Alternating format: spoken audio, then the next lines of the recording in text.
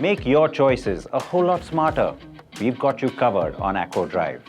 Now enjoy this video. So the Hyundai Creta Electric has made its Indian market debut here at the Auto Expo. And I can tell you that there was a lot of anticipation around the pricing. Will it be aggressive? Will it undercut what Mahindra has been able to do with the B6? The answer is yes. We've seen a very aggressive starting price of 18 lakh rupees. And even with the larger battery variant, the price does not cross 25 lakh rupees ex-showroom. You got to tell me in the comments below if you think that is aggressive enough. Now, here's the full review and everything you want to know about that car.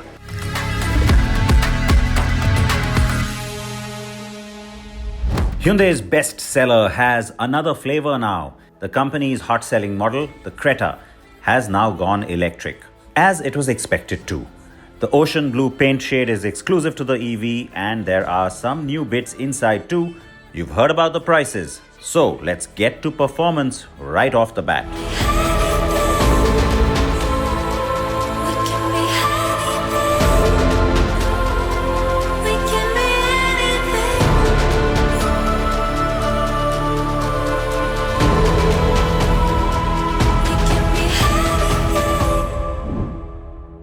The basic thing you want to know from me right up front, is it good? The simple answer to that is yes. And I'll explain why I'm saying that and why I'm saying it like this.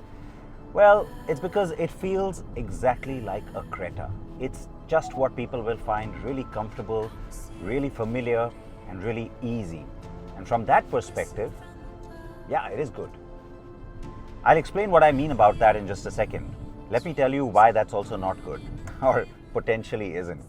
And that's because when you get used to driving EVs, you have a certain expectation from an electric, which is very different to how an ICE car will behave. That's something that I almost feel is lacking on this one.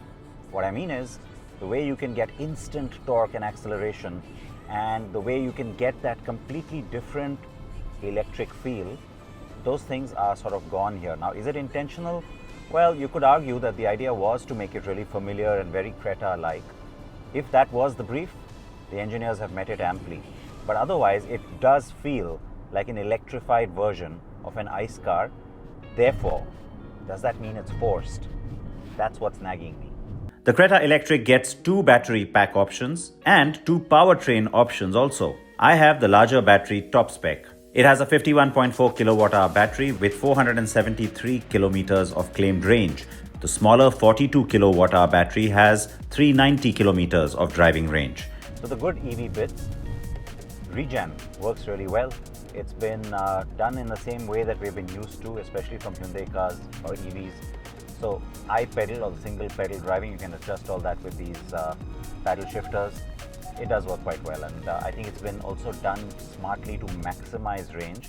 So you actually keep picking up, even on highway kind of driving, you keep picking up a really good amount of power through regen. And yeah, that's great, because at the end of the day on an EV, that's the thing that gets you anxious. Besides that, when I said that, it's not sporty, etc., it doesn't mean that it isn't fast. You can quickly execute some of those maneuvers like a quick overtake on the highway, etc. And it also goes up to pretty high speeds. But yeah, it's just that it's not instant, it's not punchy like you do find on some other electrics. Power output of the motor varies from 169 bhp on the larger battery variant to 133 on the other one.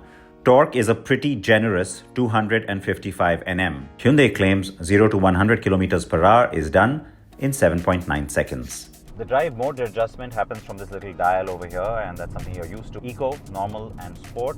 They are evidently different. On the Eco, you do get that sense of the car sort of holding back a little.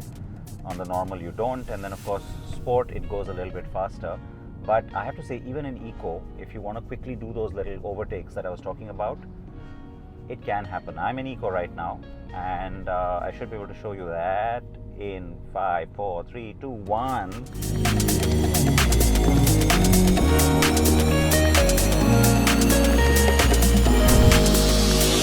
Now the power may well be kind of like an EV, but the ride is quintessential Creta. Let me explain. Alright, so I promised you I'll explain what I meant by the good bits of being the Creta. So here goes. The overall setup of the car is just like the Creta. I mean, that's a car that's always been about trying to balance out so many customer needs. It's very comfortable. It feels really plush. That's something you pick up on this absolutely right away. And that's a good thing, like I was saying, because it means that the overall setup, the tuning, everything is directed more towards comfort. It's not really sporty, it's not really hard, and it's not really stiff. So even the way the suspension has been done, the way you glide over these little broken or uneven road surfaces, small potholes, it's all really comfortable. It's almost comforting to know that it has that exact character and that having that battery on the floor doesn't really change that. Ride is good in the back too. Handling could be sharper, but won't disappoint. The steering though has a slightly floaty feel and is just too soft for my liking. It's good that the car has ADAS. It works quite well for the most part. Can be a bit patchy. A few times I felt like the collision avoidance didn't sort of immediately catch on to a few things, but otherwise lane keep and things like that, they work really well. I have to say that when I was saying that the car doesn't feel very sporty, the good news on that side is that even the way the battery management seems to have been done is sort of to maximize range, because I have now driven the car for, well, more than about 80 odd kilometers already, and you can see that the battery doesn't deplete quite at that rate, even though I've been driving on the highway. The regen really keeps picking up a lot of power, and that's a good thing. And from the perspective of range anxiety, therefore, I think this has been smartly done. So the claimed range, it should kind of be very close to what you actually get for the most part. So that means you should get around 430 to 450 kilometers on the larger battery variant and at least around 340 to 355 kilometers on the smaller one.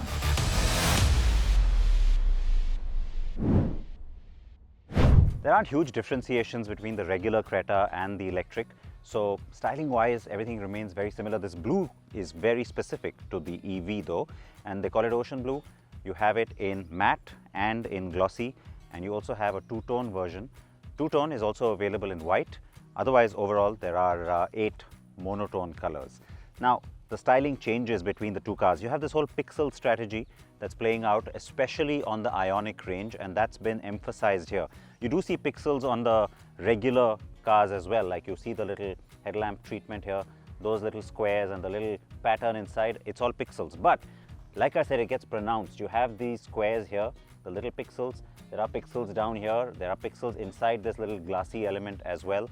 And there's a special pixel which has a little plug on it, which allows you to open this. That's of course the hatch for charging the car. Now that is a little plasticky feeling. I don't know why that is, but what's nice about this is that of course you have AC and DC options. You also have this LED light ring which kind of tells you the state of what's happening. So when you start charging, it turns green. If there's a problem with the charging, it goes red. And then you've got these 4 pixels. Right now you can see only 3 are lit. That shows you the state of charge. So about 75% of charge still on this car. That is a nice thing to have, I think. There are pixels in the back as well. Again, the ones in the tail lights, that's something you saw on the Creta facelift already. But again, there are pixels down here. And then these 3 are the reverse lights, which are also part of that pixel pattern. On the whole, the car looks attractive, it looks smart. You do have these opening flaps down here which are for cooling. Otherwise, they shut for the most part for aerodynamics. And that's the last thing I want to talk about.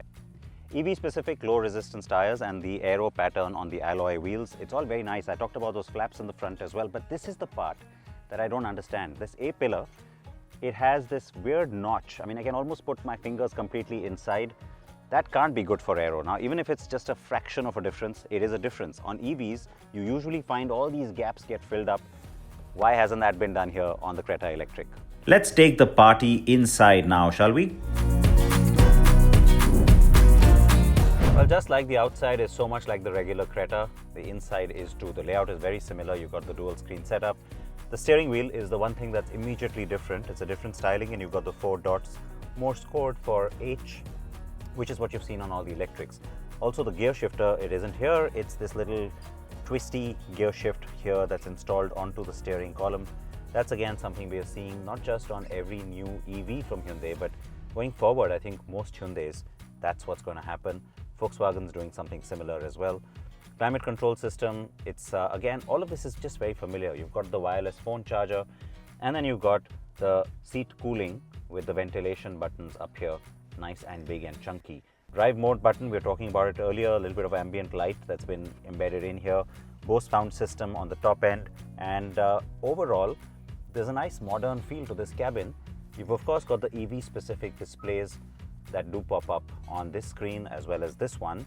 So when everything is so modern, I really wonder why the key is as if it's from, I don't know, 20 years ago. Thankfully, most of the cabin and tech makes up for that in spades. And of course, the Creta Electric comes with connected car tech with Hyundai BlueLink, no surprises there.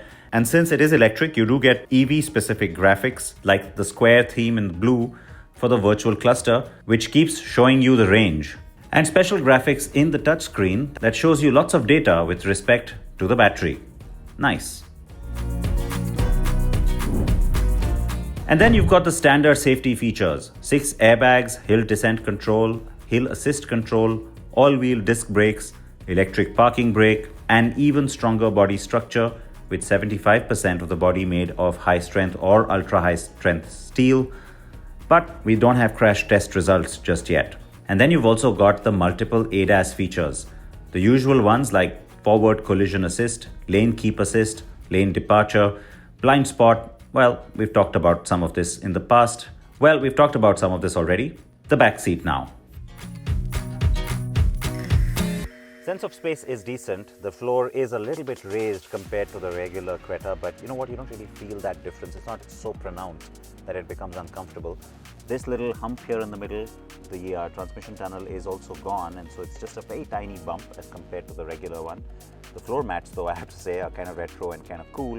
They have that little bit of a teal or aqua edge. You also see a little light blue edging on the seats, the little piping and the stitching. All of that is part of this package, which is nice. The other thing that is different is the seat. It's a lot more comfortable. It's more plump as well at the back and down here. A little more under thigh support also. So that's much nicer. You do get the drop down armrest. There is no charger or anything in here. It would have been nice to have a wireless charger, but maybe I'm asking for too much. Few other comfort bits. Stuff like this is something people have always liked, so they will like it, especially if they are being chauffeur driven. And speaking of being chauffeur driven, you've got this carryover from the Alcazar, the Alki. You've also got a little cup holder that comes out on the side, so you don't want to use this one, you can use that one. Do this. Both recline the seat forward and move it forward. Again, a carryover from the Alki, which is a nice one because it gives you lots of space back here to really be chauffeur driven. You can, of course, charge your phone with the 2 USB points down there, rear AC vents, and it's not so bad back here. Clearly, Hyundai feels a lot of Creta electric buyers would be in the back seat. But I feel an equal number, if not more, will also like the drive. So it has been a good enough balancing act to achieve decent performance, good comfort, great efficiency, safety, and a lot of the expected tech. Hyundai has done a good job of balancing costs with a pretty kick-ass price. With this positioning, I think the Creta Electric is a fairly complete package.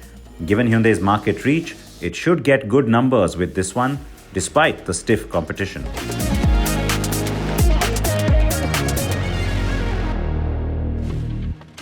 Everything car and everything bike. We got you. Here on Acco Drive, our expertise for your ease.